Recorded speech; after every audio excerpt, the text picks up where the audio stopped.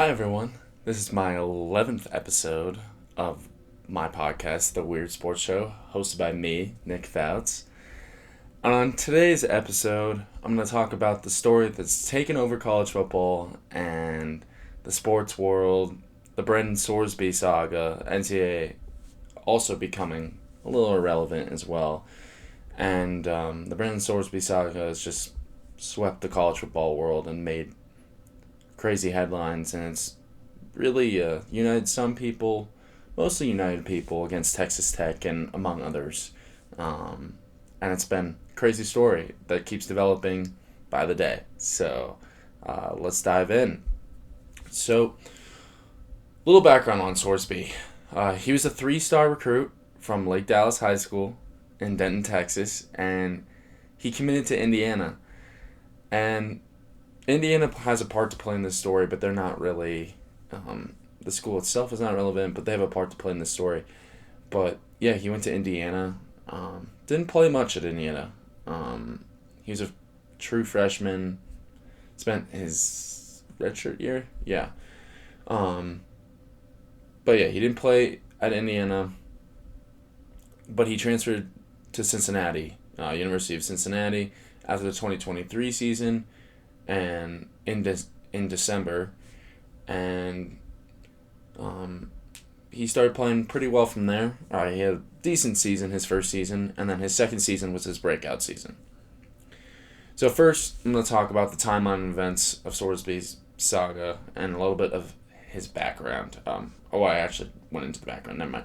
But I'll give my opinions on it later as I go through the timeline events. So first, after a successful season with Cincinnati, his breakout season where he was an all Big 12 player, he was an amazing quarterback. He was probably top 5 Big 12 quarterback last year, and he established himself as one of the best QBs in the Big 12, and there's rumors that he could try to go to the draft, but instead he transferred to Texas Tech on January 4th, and Texas Tech felt like they were one piece away from, a national champion. They got to the playoff. They were a really good team, but then just their offense couldn't do anything against Oregon. Go Ducks. And they felt like if they get the quarterback right, they can contend for the national championship seriously. Last year they were definitely a contender, but they weren't quite the same level as Oregon, Indiana, even Miami and Ohio State, among others. So, and Georgia as well. They didn't really have it, but they paid $5 million, rumored to $5 million, $6 million to Sorsby to become their quarterback, and he left Cincinnati in conference, become the Texas Tech, and I felt like, wow, all right, Texas Tech is serious. They got all that oil money. They're ready to go. They definitely feel like they could be easily the favorite in the Big 12, but also probably the best team in Texas, potentially. Even better than Texas, they thought.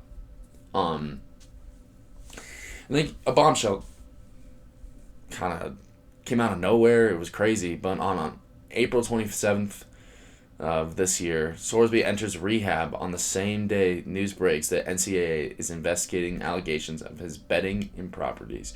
So he was allegedly betting on, at the time it was alleged that he was betting, and people were like, what? He had to go to rehab for gambling? Like, what's going on? Like, huh? And the questions start, like, torpedoing and start coming up, like, how far did the betting go? Was he betting on his own team? Was he betting on just other sports? Was he betting on college football? Like, what was that? And so it just kept, people were like, okay, hopefully he gets the help he needs, blah, blah, blah. He's going to rehab, goes for like 30 days away from the team. Should be fine, right? And it goes, eventually, as time passes, he was rumored to bet on Indiana while he was there in 2022. And it's speculated to that he would enter the NFL supplemental draft. He would be declared ineligible on May 18th. He was declared ineligible, so he files an injunction against the NCAA and submits it telling an affidavit in the process. So he was just admitted, hey, I did something wrong. Like, give me the grace. Hopefully, everyone assumed he would go to the NFL supplemental draft, but he decided to file an injunction, he and his lawyers, so they were like, all right, I guess he's going to try to play. People were kind of confused. I guess he's going to try to play college football. Whatever. He admitted in the affidavit making 40 wagers on Indiana while on the team, but he wasn't playing. And I hate that argument because he was still on the team with insider access. He knew everything. And he bet on his team 40 times in the season. That's so fucking dumb. So he made a dumb mistake, and that's fine.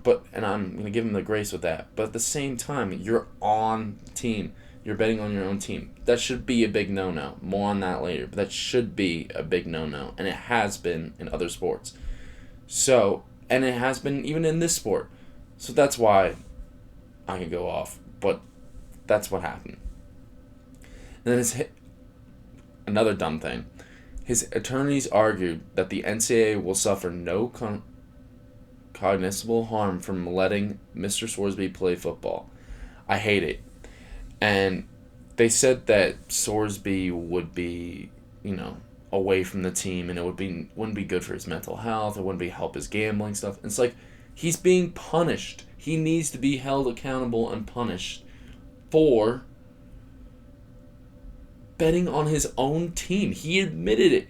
He spent over $9,000. Actually, I think it was actually $90,000. No, doesn't matter. He spent a buttload of money on betting in general. He bet over 9,000 times, spent $9,000. Crazy. But he also bet on his own team. That should be a big no-no.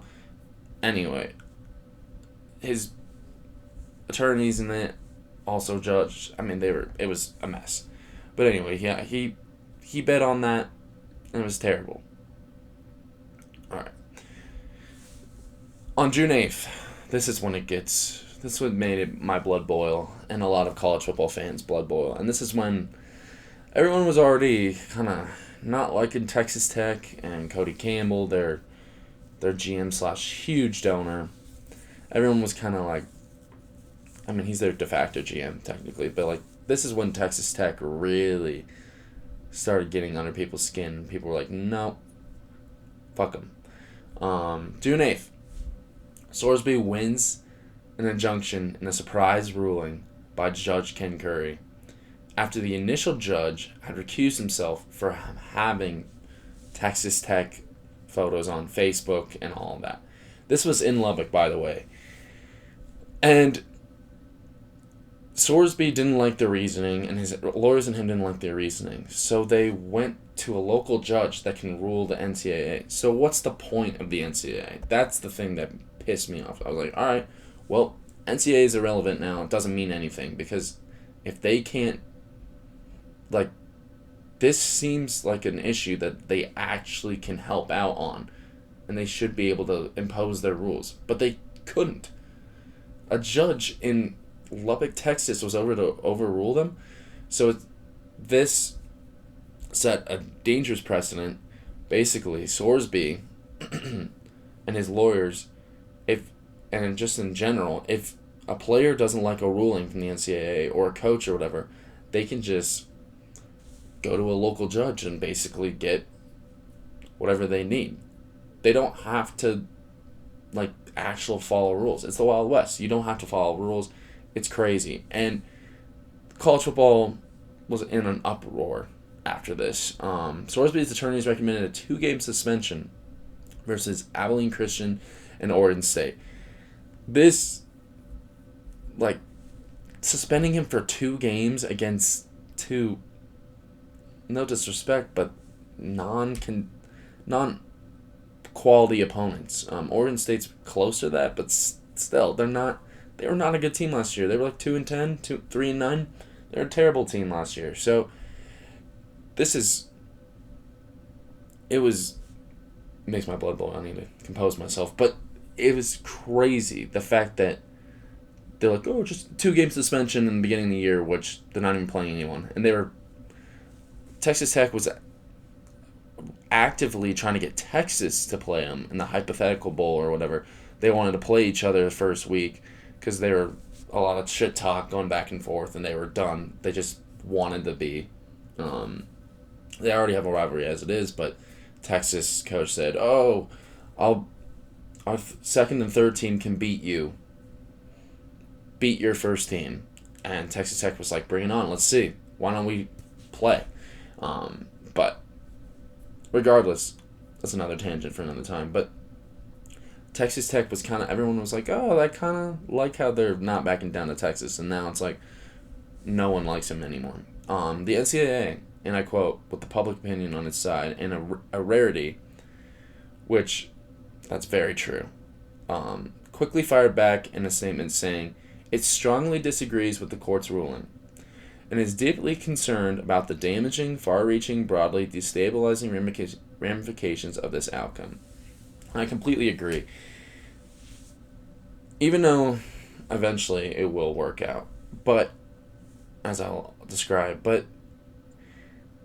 the NCAA couldn't do anything. They were pathetic, but the fact that a player was allowed to bet on his own team while he was on the team, granted not playing, but still was able to do that with all the gambling partners of, now you can bet on anything, anytime, all these prediction markets.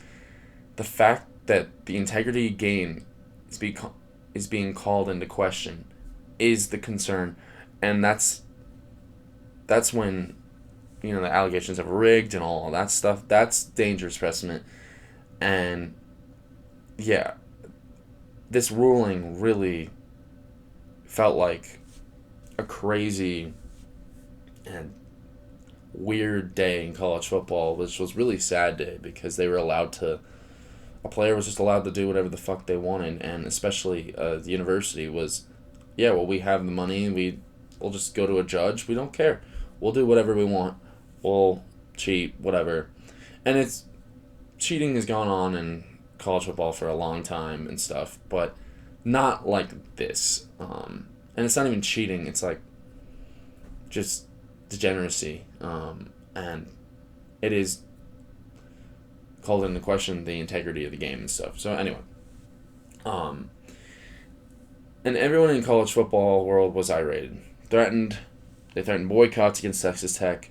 A lot of teams like Georgia, the whole athletic department was like, nope, we are not playing Texas Tech.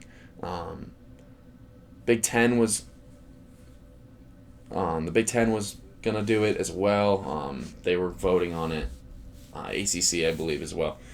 So everyone was threatening to boycott Texas Tech, and they were even teams in their own conference, and the Big 12 was pissed as well.